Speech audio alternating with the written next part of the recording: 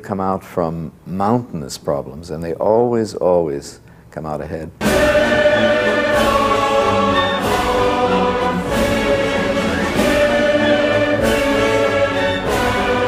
This is an orchestra which is more hardworking, I think, than any other orchestra I know.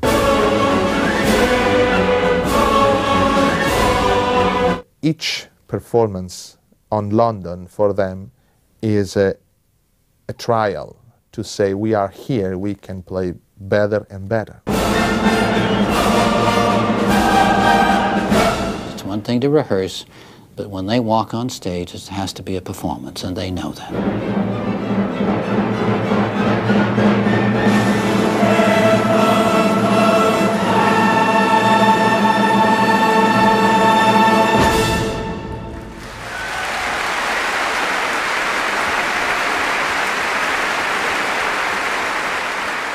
The first concert was on the 15th of September 1946, and it was in the Davis Theatre in Croydon. I just turned 16, and it felt wonderful. We were all very, very excited, very happy. It was electric. And Sir Thomas Beecham, it was his orchestra and his new orchestra, and it was the first performance. The first time I heard the Royal Philharmonic Orchestra was in 1946, on their first appearance at the Davis Theatre, Croydon, but I heard their radio relay from there. I said to my wife, good God, something has happened. It's a new sound. And looking at the Radio Times, I discovered that Beecham had created the Royal Philharmonic Orchestra.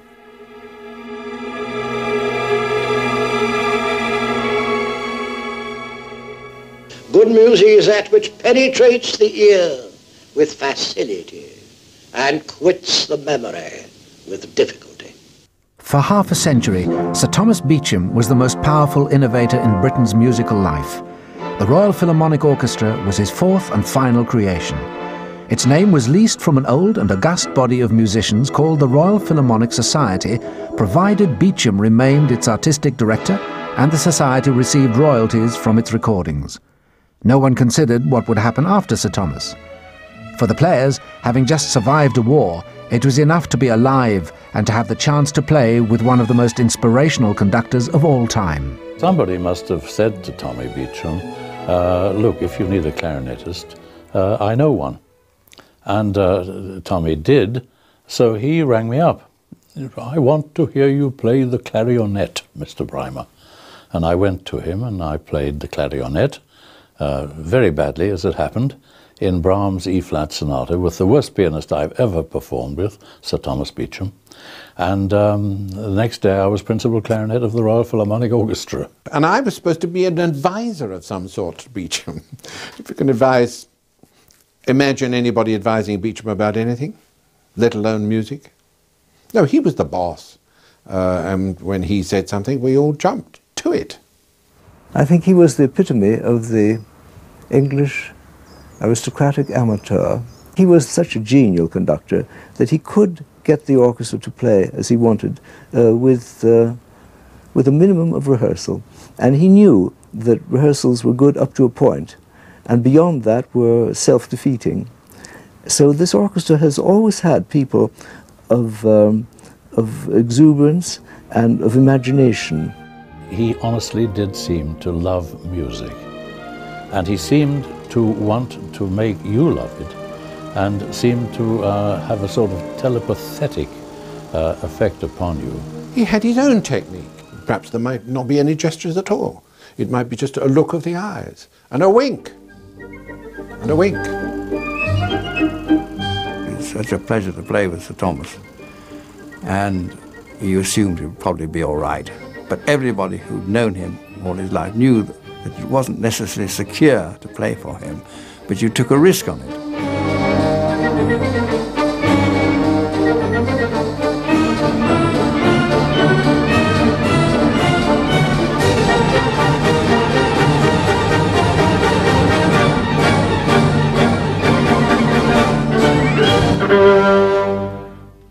If you wanted to be secure, you didn't go and play for the Thomas. You went and go to the BBC Orchestra and had a contract at so X pounds a week and had a boring life.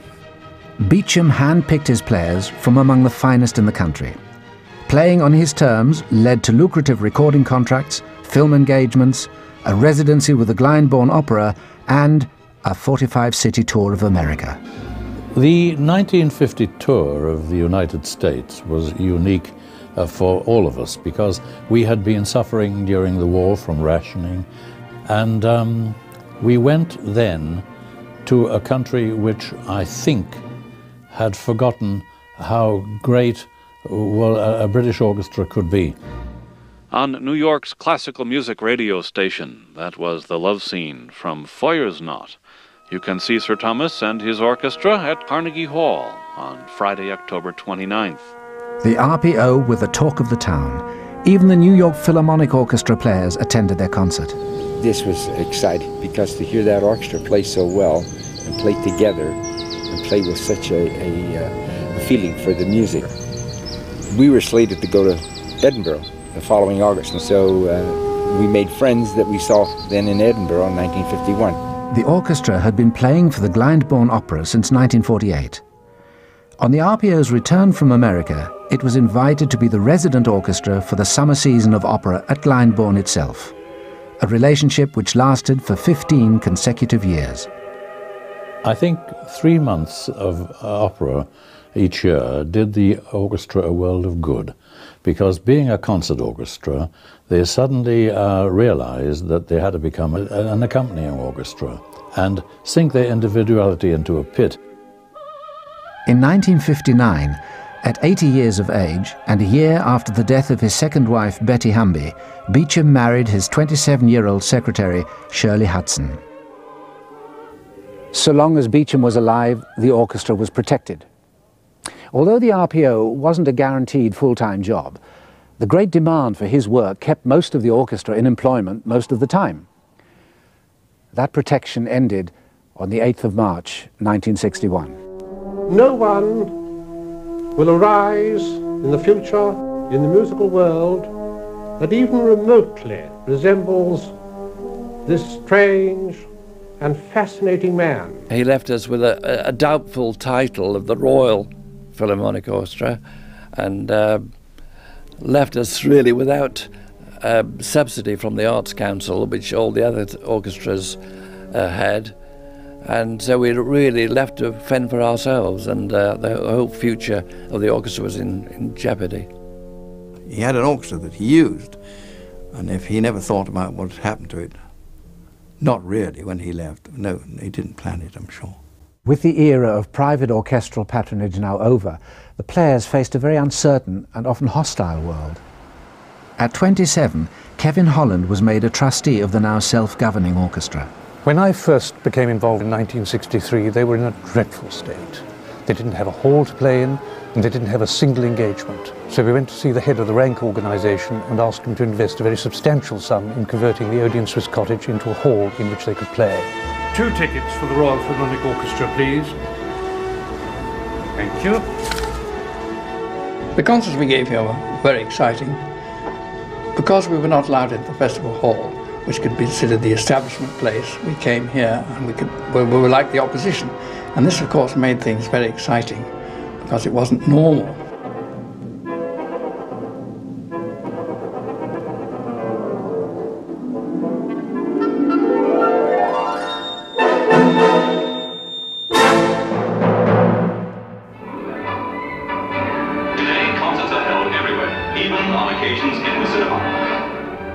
The cinema had an enormous curiosity appeal for audiences.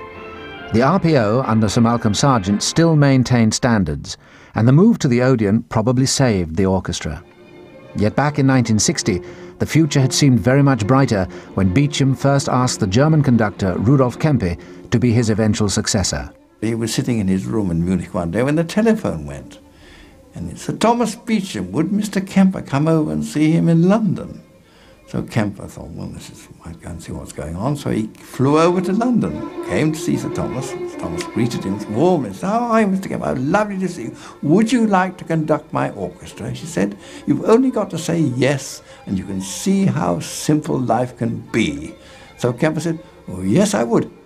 Sir Thomas usually got his own way, but not always so amicably. Tommy Beecham had antagonized a huge segment of the music establishment, being rude about facilities at the festival hall, for example. And there were certainly some among them who, I believe, wanted to take it out on the orchestra after Tommy was no longer there to protect it. His young wife was now left with the daunting task of running a major orchestra. For support, she looked to the Conservative peer, Lord Boothby, and an industrialist and part-time conductor called Herman Linders. The players soon began to doubt the artistic and business directions taken by the new management. We decided to write a letter to the Royal Philharmonic Society as fellow musicians, so we could express our views to them and our concerns. We hoped that they might be able to sort everything out. What the players didn't know was that the Society was already locked in a serious battle with the RPO management over the use of the title Royal, which the Society argued was available only to Sir Thomas. However good the players might have been, without the marketability of its name, the orchestra could not survive. The Society had expected that it had something to benefit from the orchestra. When it became apparent that it hadn't, I think that that then sharpened the views of some people that the link should be broken. And some people, of course, also felt it was an opportunity to get rid of one of the four orchestras. Calls to reduce the number of orchestras in London were growing as the RPO left to undertake a demanding tour of Central and Eastern Europe. The entire tour was beset by problems, including an incident in Bratislava, Czechoslovakia. I went to the hall for that evening's concert and I saw microphones everywhere. And I thought, what's this? So I went around and asked a few questions. And apparently what they were trying to do was to record it for radio or release of records or whatever, and it was, don't forget, Iron Curtain. So I said, no, they had come down or we don't play, because you have to pay the musicians if you want to record. The result of this was they were so furious that when we moved from Czechoslovakia to Russia, they managed to stop us on the frontier. We were left there for 18 hours in a train with no food and no drink and no nothing. Just to show who was boss in Czechoslovakia. Just who should be boss in Britain became the central issue on the orchestra's return. In April alone, Lord Boothby resigned as chairman, Rudolph Kempe resigned as music director, two key principals, Jack Brymer and Terry McDonough, left the orchestra, and the Royal Festival Hall excluded the orchestra from its concert series. A dispute also erupted over plans that were in place for a US tour in the autumn. I received a call from Sir Malcolm Sargent saying this tour is going to fall apart. The management of the orchestra were really not wishing for this tour to take place.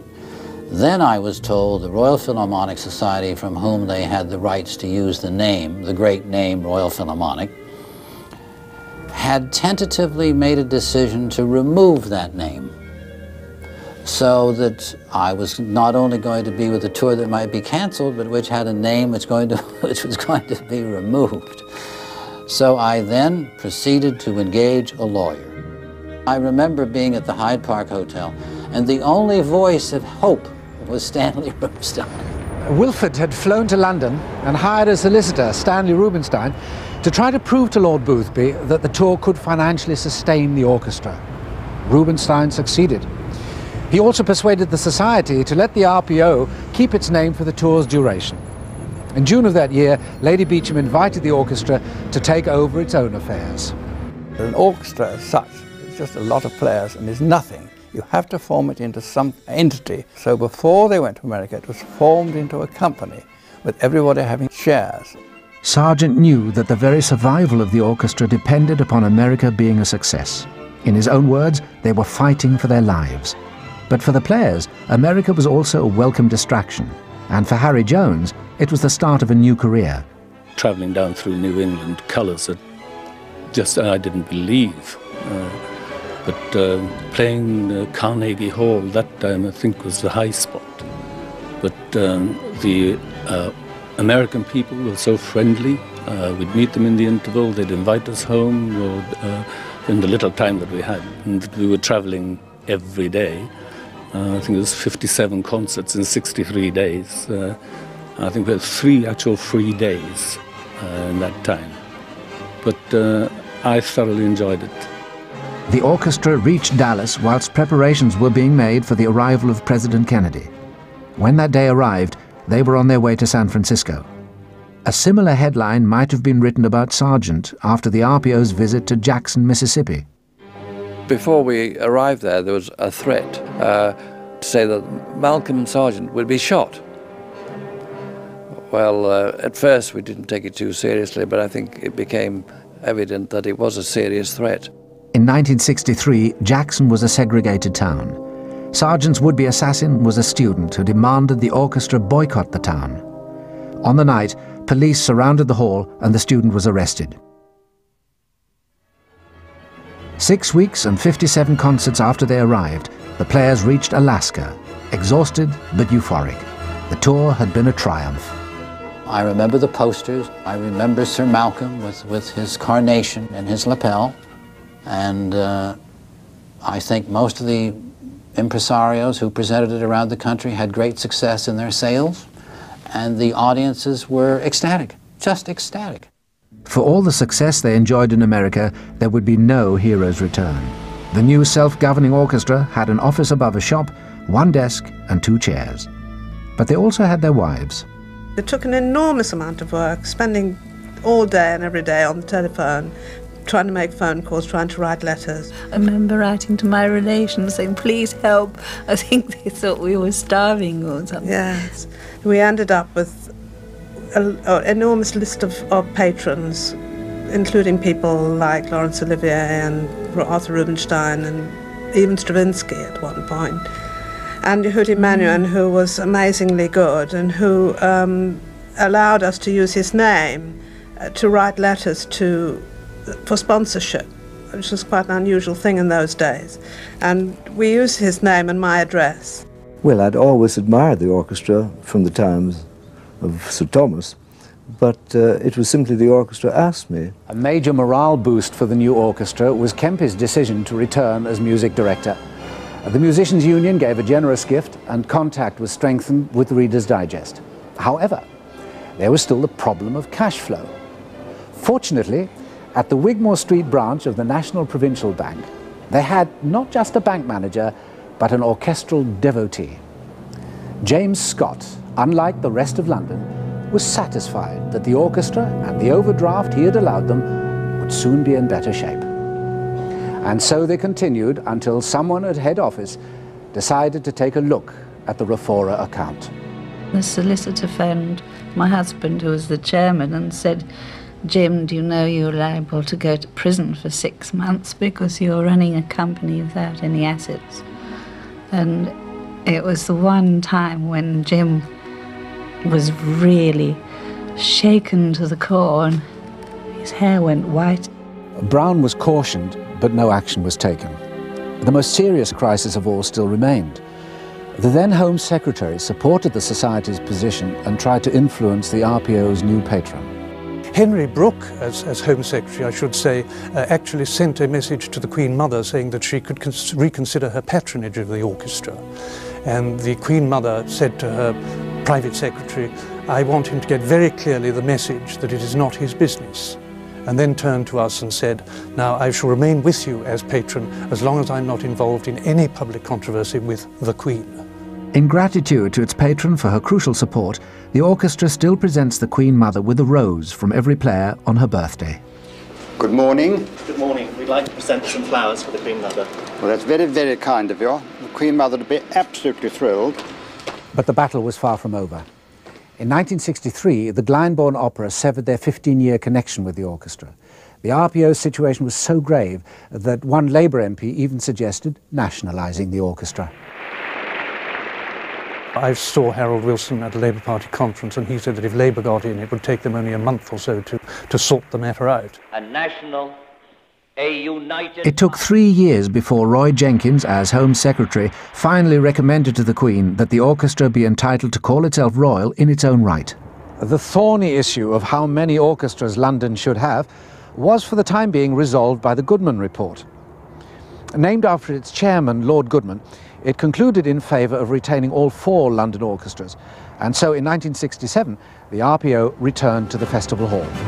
But in the years leading up to this, the Swiss Cottage Odeon had been its only permanent venue. I remember the Queen Mother came one night and we played Bolero, believe it or not, with Kemper, and it was a great occasion. They were all always occasions. It was very exciting, really. We were all briefed on wearing long gloves and how to curtsy and all this sort of thing. Many celebrity soloists, including a very young Daniel Barenboim, appeared at Swiss Cottage. So too did James Galway, every week as a player in the orchestra, while conductors such as Hornstein, Sargent, and indeed Kemper delighted in its acoustics and atmosphere. Kemper, as a conductor, was an extraordinary man in that he was a wonderful conductor. And the thing that he did, which no other conductor, I think, would be able to have done, was to follow Sir Thomas.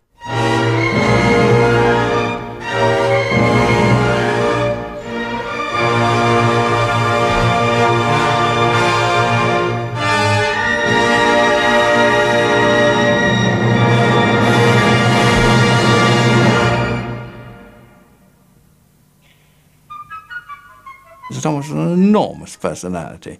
And the idea of taking over his orchestra and making anything of it, in fact making his orchestra, is what he did. Kemper remained with the orchestra until 1 year before his death in 1976. He'd rebuilt the orchestra's reputation artistically, but financially the RPO was still hopelessly adrift. In '76 it was a very difficult time for the orchestra. My vision, I should imagine, at that time was to firstly make sure that the company didn't go out of business. After that, one can then, when one has a secure platform, financial platform, you're able to think about the artistic aspirations. So at the beginning, it was survival. John Bimson joined the orchestra as co-principal horn in 1976, aged 26. 6 months later, he was appointed chairman. Antal Dorati had succeeded Kempe as music director a year earlier. Dorati was one of the greatest conductors to handle the RPO, and it was he, when he was the head during his tenure, that I was asked to become the president. One of Bimson's first moves was to appoint director of the Edinburgh Festival Peter Diamond as managing director, and following Dorati's departure in 1980, the Austrian conductor Walter Weller as music director. My job was really to bring them really good concerts and to be successful on the platform, have a good contact to the audience and to the orchestra. And the job of Peter Diamond was to find the right money. And this is always the difference between a manager and the music director. By 1981, following 3 years of artistically imaginative policies, the RPO carried the largest deficit in its history and was looking for a new manager. Then a booking came for a one-off studio date for an obscure record label. Hooked on Classics was a total surprise to everybody. We were booked by a recording company, KTEL, to go to do one recording session. We'd have never heard any more about it if it hadn't turned out to become a #1 almost immediately in the Top of the Pops. When an orchestra plays on a track, it doesn't get anything other than the session rates. It has no long-term interest in it. But obviously, in most cases, records don't sell to that degree in normal circumstances, so this was clearly a freak. So the first thing that we did was make approaches to KTEL and said, look, basically, you know, there is a moral element to this. KTEL weren't convinced, but they did agree to increase payments on any further recordings. Fortunately for the orchestra, there were to be many. At the same time, the RPO organised a royal gala concert here at the Albert Hall in the presence of their patron, the Queen Mother, and starring Luciano Pavarotti.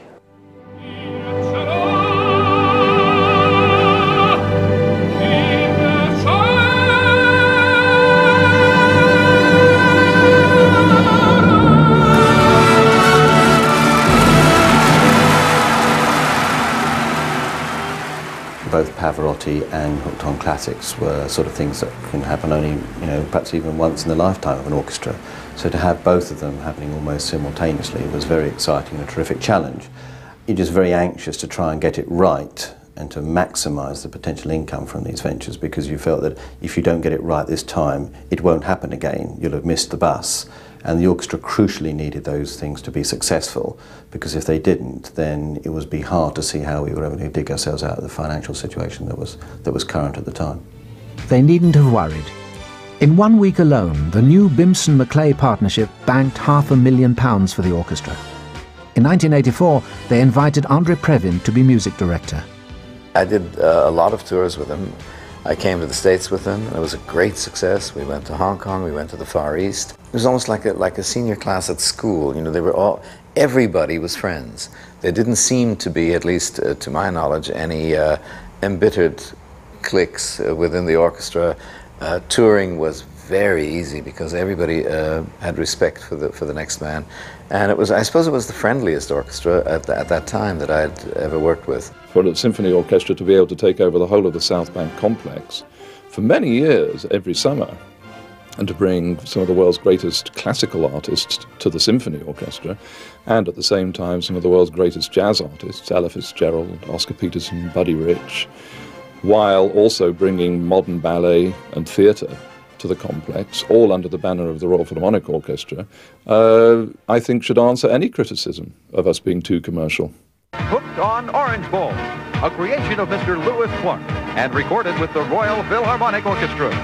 And so it is that the Orange Bowl Committee, in one of its proudest moments, presents to you from London, England, Mr. Lewis Clark and the Royal Philharmonic Orchestra in our 1983 halftime extravaganza entitled Hooked on Game.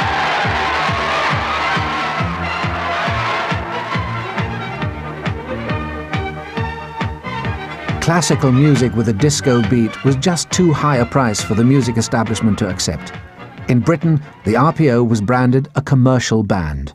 I don't think there's anything to apologise for that. I think it's a merit. The other orchestras would have jumped to the chance of being as commercial as the RPO were in that era. They just didn't necessarily have either the wherewithal or the expertise to exploit it properly. The Bimson-McClay partnership took off in the 80s.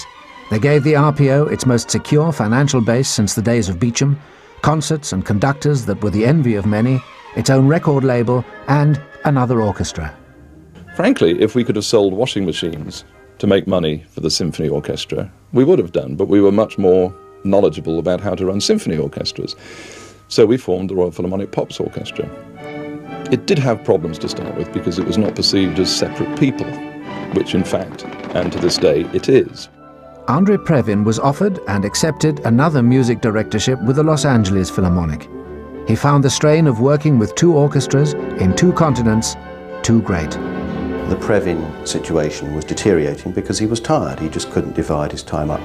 And after considerable thought, we approached Vladimir Ashkenazy.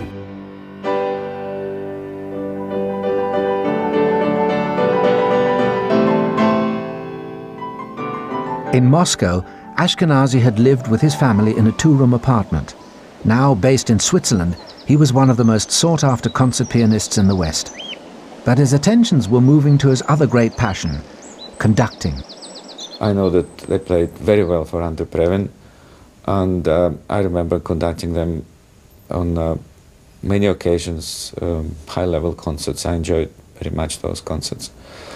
We had many successful tours in Europe, in the United States, in Japan, and I conducted them in Moscow on my return there after 26 years of absence. For the orchestra to go back to Moscow for the first time that Ashkenazy had been back was a very exciting affair, musically and emotionally.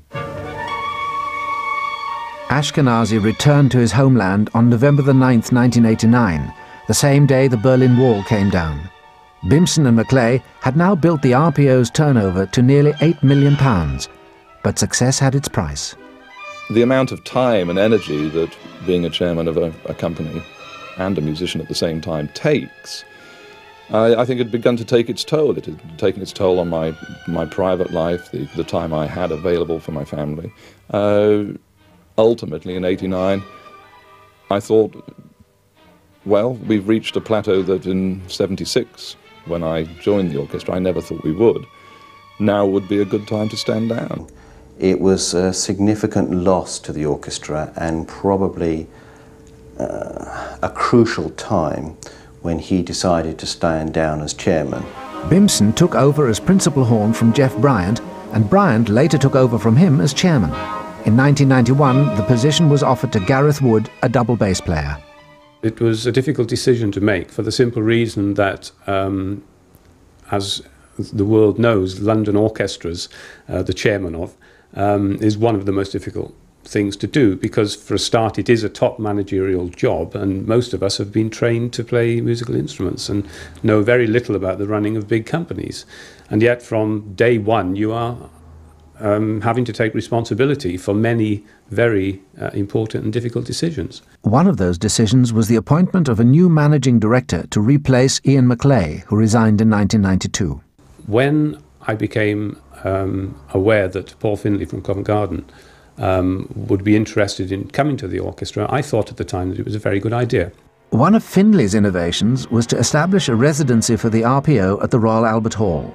He also accepted an approach made by another record label. The relationship between Tring International plc and the Royal Philharmonic Orchestra started in September 1993 after a collaboration between Tring and the RPO to develop a catalogue of in the region of 150 new classical recordings which would be brought to the public in the highest possible quality and at an affordable price. A price which upset almost everyone except the public. Unfortunately, in the recession-plagued 90s, not everything would flow so smoothly. After 25 years at Covent Garden, it is very different from the operatic world. The competition is far more intense than anything I ever found at Covent Garden. The year he began office, the London Symphony Orchestra received £2.5 million in funding, whilst the Arts Council considered reducing the RPO's subsidy to zero. It did get better, but not much. 2 years later, Findlay's own tenure was reduced. In September 1995, John Bimson once again took over as chairman in search of a manager. The recession had seen the assets of the 80s all but disappear. It's very depressing, and one asks oneself, why do we keep allowing ourselves to be financially unstable? It's a question I can't answer, because obviously in 21 years we've done, this is the third time I've been here sitting trying to sort out our financial stability again. What I do know is that we will, because the players, like me, have a commitment to this orchestra, and we will get ourselves straightened up again and look to the next 50 years of the orchestra with great excitement. For the RPO players, that means doing what they've always done in hard times, playing for reduced fees, playing for no fees, playing because that's what they do best. On a bleak midsummer's day, they flew to the Orkney Isles to perform at the 20th St Magnus Festival, organised by their new composer-in-residence, Sir Peter Maxwell Davies. The world premiere of his 6th Symphony was going to be held at the Phoenix Cinema, Kirkwall. It's 10 years since the RPO was in Orkney, and they made a great hit. And that was with Isaac Stern and Previn. They did my fiddle concerto first performance at the festival. And I thought it's time to bring them back. They were such a smash hit. And it's wonderful to have them back. They're very, very popular indeed. And I rather think the orchestra enjoys coming to Orkney. They stay with people and they're very much a part of the community while they're here. 10 years ago since I last stayed with her, but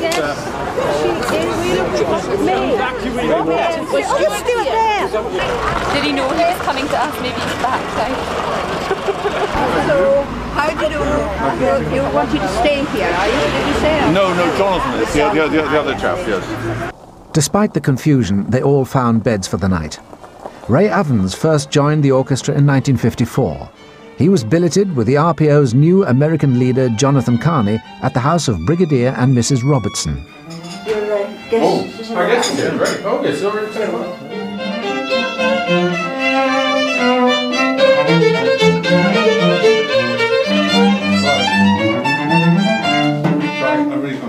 This room hasn't had so much noise in it since Christmas.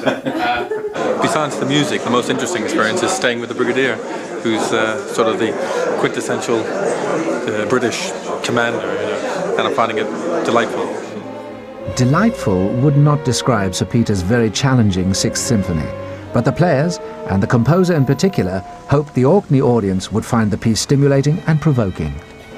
I'm trying to create a musical journey from the beginning to the end, which goes through all sorts of questions, emotional regions, and comes out at the other end, hoping that the listener is going to have gone along with me on that journey and perhaps found out more about him or herself musically and spiritually something that wasn't known before. It can't help but be to do with Orkney if I write it here. I do all my writing in Orkney. The sound, the feel, the wildness, especially the winter wildness, they get into the pieces. I can't help but do so because it's in my blood. To me, he writes in two sort of genres, either a very popular folky idiom or something very more 60s avant-garde sort of style. This is something in between. It has both a lot of his more accessible styles, but also really intense and serious music. I think it's the best piece I've played by him so far. To have you do my Sixth Symphony in the cinema in Kirkwall, well, who would have thought? And the audiences, the people here, I know, appreciate you coming so much. The Orcadians have taken you totally to their hearts and love you dearly. Thank you for putting up with me as a conductor. I go on learning, and what a joy to have you here and to work with you. Thank you. Thank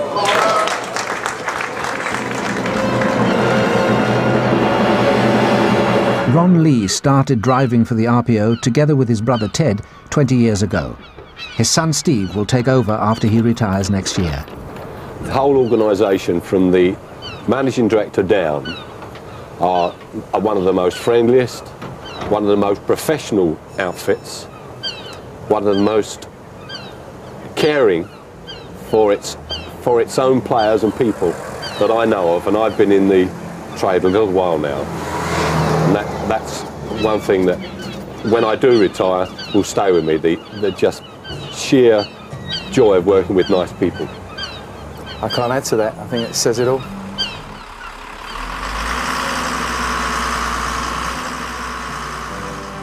The orchestra had been invited to perform at Yehudi Menuhin's festival at Gstaad.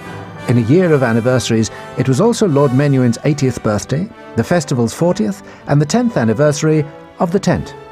The Royal Philharmonic has been a fairly regular feature of my festivals in Gstaad. It's a joy to have them.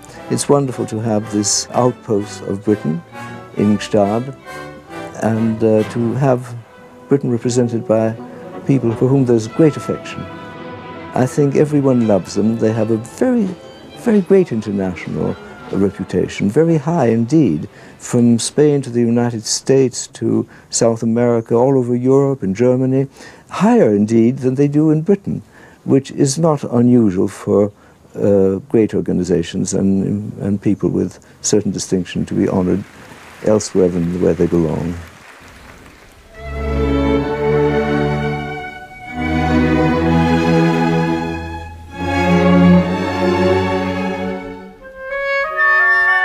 There's a saying which goes around, which they say if there's more than 2 horn players, it's a party, and if there's more than 2 viola players, it's a board meeting. So yes, I think horn players know how to enjoy themselves because they don't know, you know, playing the instrument is dodgy. It's a dodgy instrument, and we just try to get the most of everything, I guess.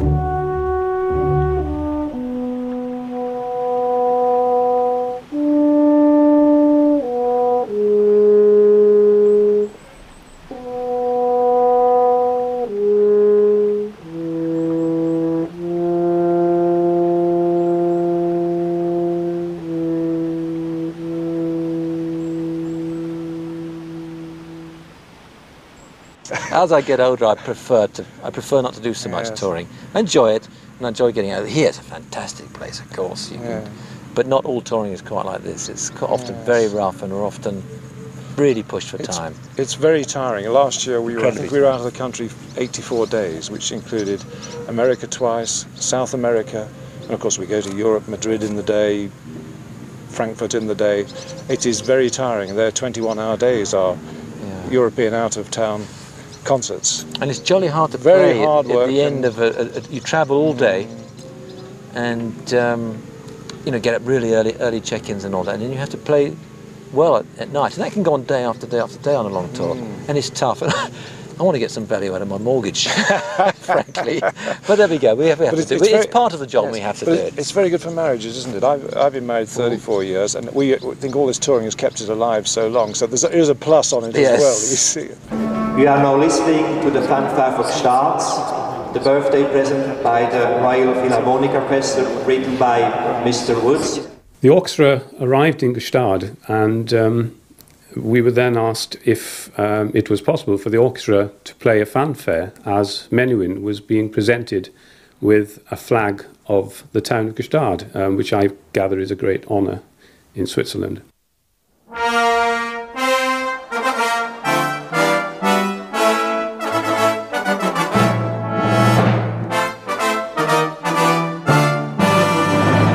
Somebody came up to me and said, look, we need a fanfare, could you write one? So the following morning I got up, had my breakfast, went up into the town, bought some manuscript paper and literally wrote it straight into the parts, and we did it that evening.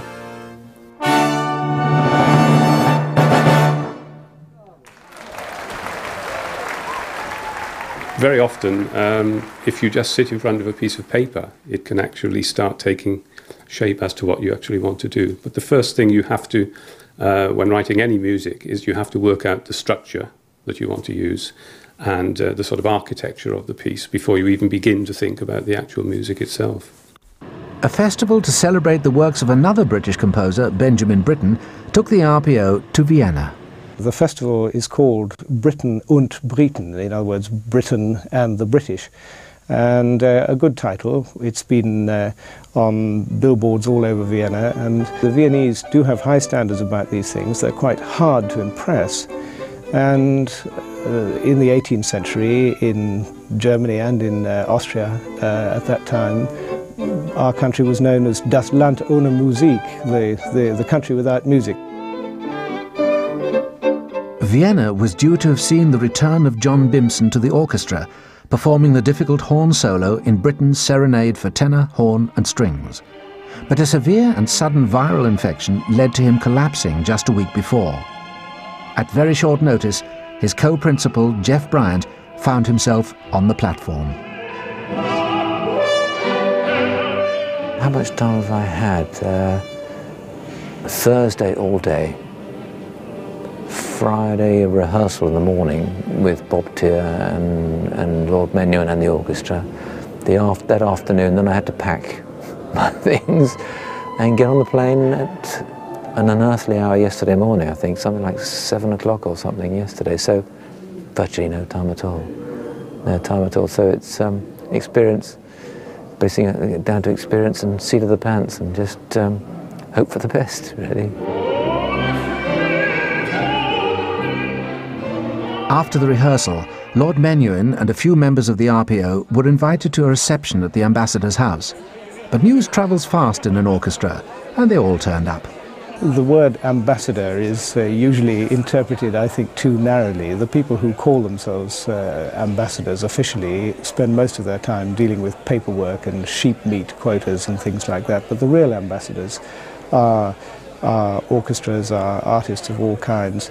And this festival has been looked forward to far more in Vienna than the arrival of a relatively new British ambassador or any other ambassador, come to that. The Viennese are, it goes without saying, extremely enthusiastic about their music. They have very demanding, exacting standards, and they're hugely looking forward to this evening's performance. When I get on the stage, I'll be terrified, of course, but I've got to look confident, and that will make me feel a bit more confident. And then I've got to try. What I've got to do, my task, is to get the audience on my side, straight off. That's the important thing.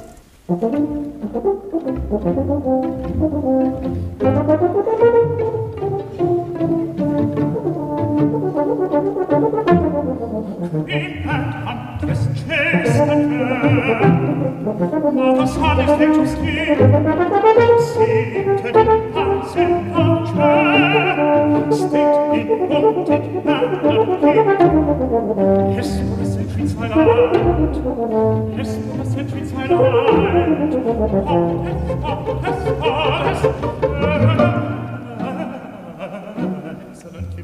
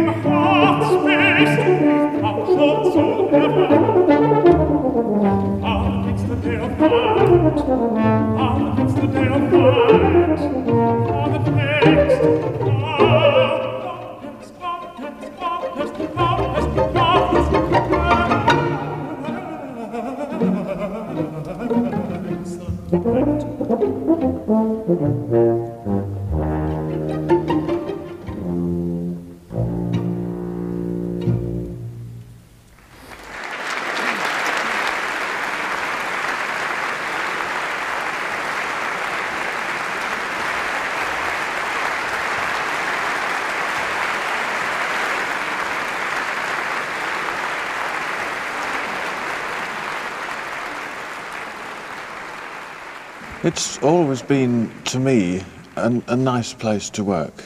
It's been full of friendly people, and we've always had a good time. We've made good music, and it's been like a large family. I mean, I came from another orchestra, which I won't mention, in London.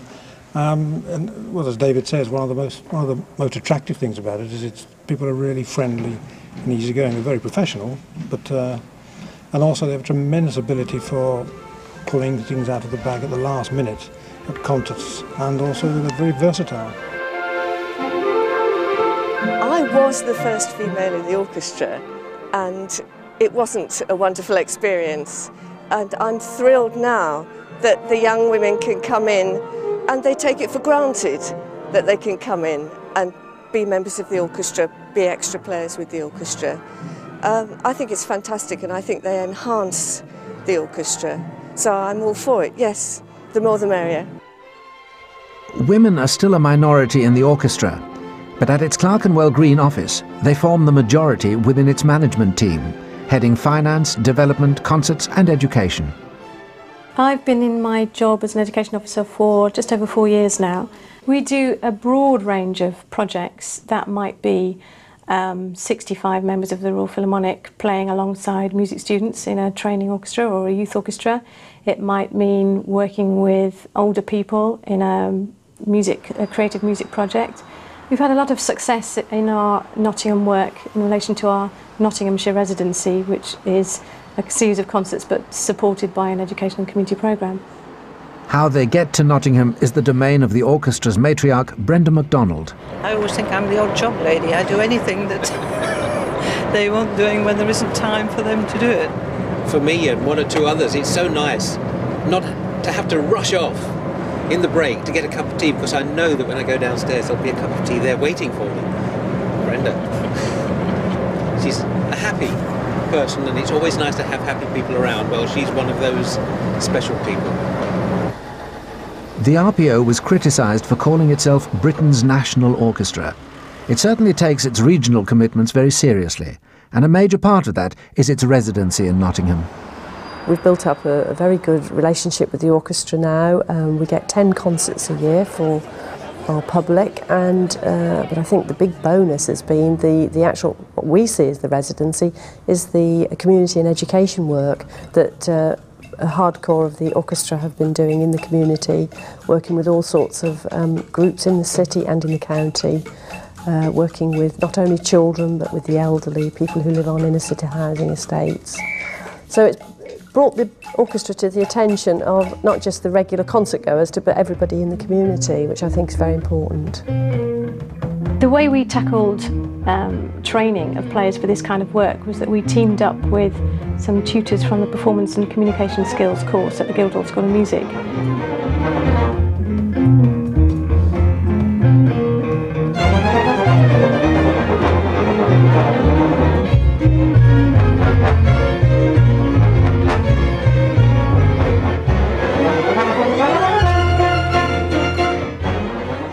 leaders would lead us towards doing individual solos and improvisation, and we were all scared.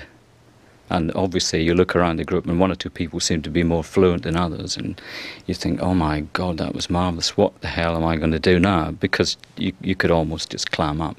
Because for me personally, I've always played the dots in front of me, and the discipline of a classical musician is keeping your own expression to the front but contained, and someone else is usually steering and guiding it, which is fine for that idiom, and it requires a great discipline. But when that is all you've known, or basically all you've known, to suddenly try and free yourself from that is very difficult and very interesting. So it's a challenge.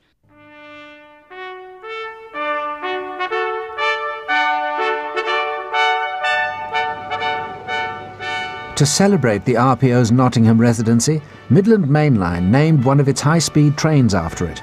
Lord Menuhin was invited to the ceremony.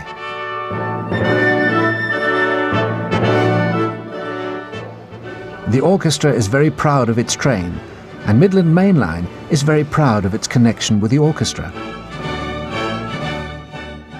There is only one problem.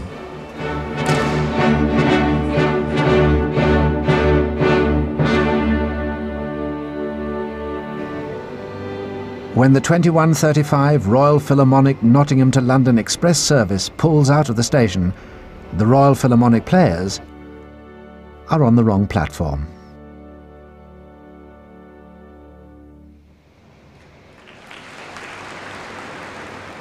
Anyway, there is always Brenda's bus. They're very good at packing up and getting on at the end, because they know we leave them behind if they don't get there. That applies to film crews as well. Right, ladies and gentlemen, I'd like to introduce you to your new managing director, John Manger. And John, I'd like to introduce you to Yuri Temyakanov, our principal conductor, and the Royal Philharmonic Orchestra. Hello. So welcome. Thank you. Thank you very much. Music's always been a fantastically important part of my life. To be able to come into making a business out of making music seems to be perfect. Short-term priorities are to make the orchestra solvent, to make it work. Long-term is to build the orchestra into the best orchestra in London, the most popular orchestra in London, and the one that people automatically think of as the orchestra of choice. We can do that, there's no question, with what we have. What they have is a small trading profit and a new music director hailed by many as the most exciting conductor of his generation. Rehearsal is a part of the work, and you have to prepare your own instrument to accord, to pitch your own instrument. No, it's still too much. What I need is really.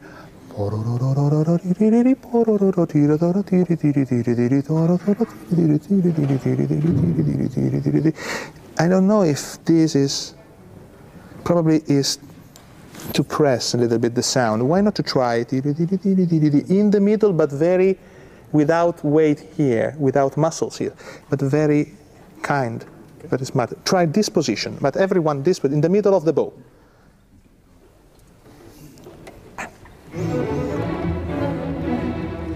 I cannot say I have my own sound, I want to create my sound. I try to get the right composer sound. I don't know if it's right or not, but from my point of view, studying a score, I feel in myself, in my body, the sound that should be the right for that moment and for that piece. And I try to repropose in the orchestra.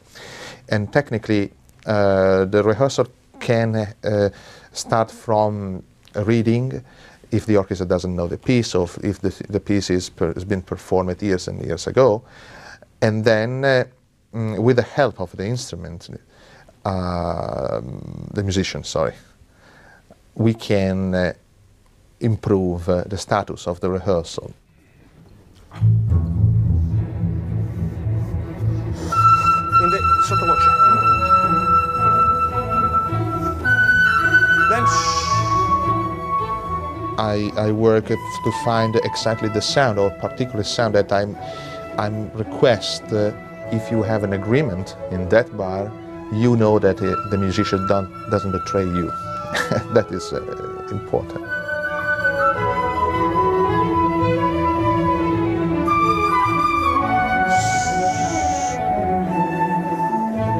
Viola e flautato.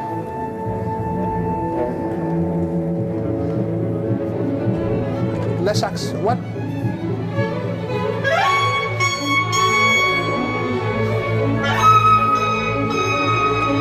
Prima.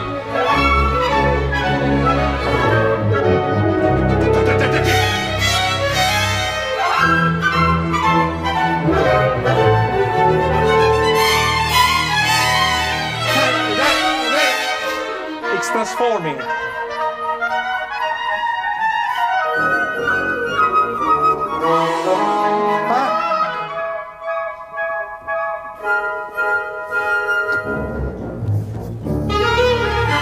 Fortissimo.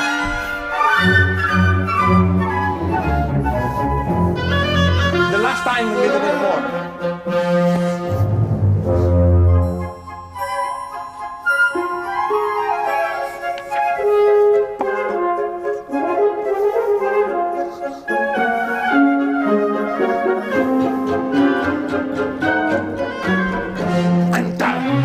Violent.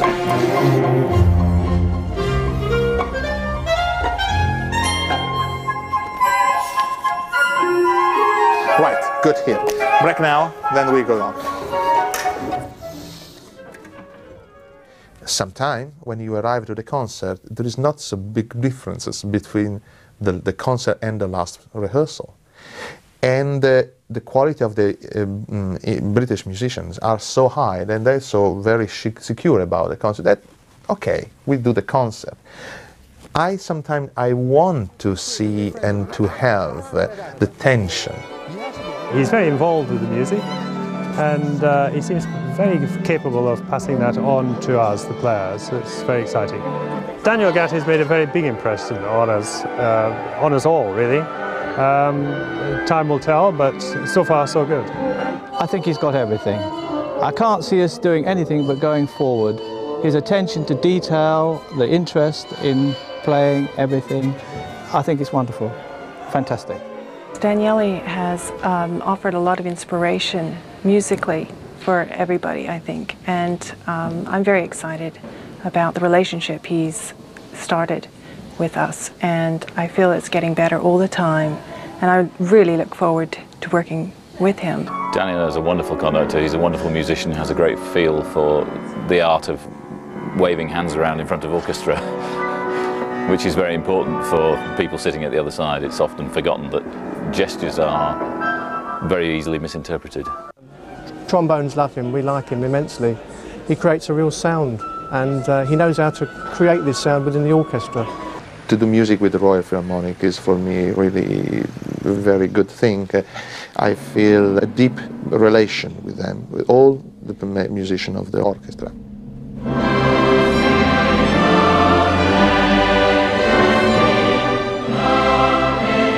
The RPO was chosen to perform at this year's annual Royal Concert, organised by the Musicians' Benevolent Fund in the presence of Her Majesty the Queen.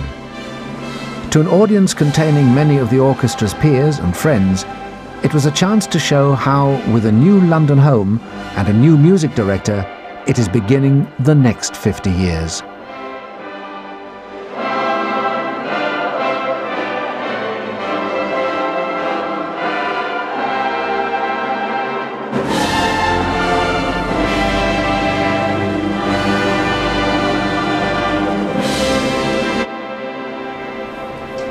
In the moment before the concert, I'm living a special situation, special moment. I have on my side a composer, and I'm staying with him. Seconds out. When I'm in my dress room, I'm just thinking about the first bars of the piece. I don't recognize any applause. I don't recognize any people in front of me for the concert. I give the hand, I shake the hand to the leader, but I'm not there. And when I turn myself, I really ready to start the music, because the music is knocking on my brain. I have none in front of me, I have none behind me, and I start.